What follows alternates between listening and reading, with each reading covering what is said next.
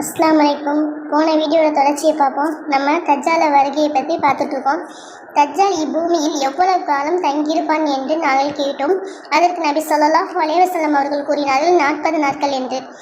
நூல் முஸ்லிம் 5228.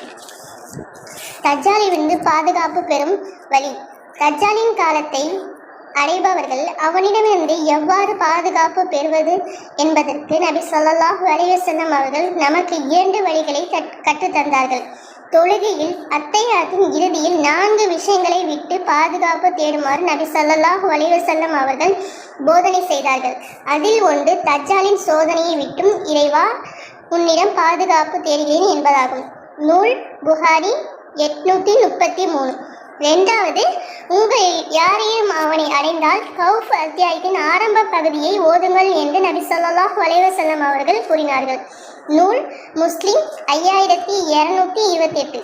தஜ்ஜால் வெளிப்படும் இடம். தஜ்ஜால் சிரியாவுக்கும் ஈராக்குக்கும் இடையே வெளிப்பட்டு வலப்புறமும் இடப்புறமும் விரைந்து செல்வான்.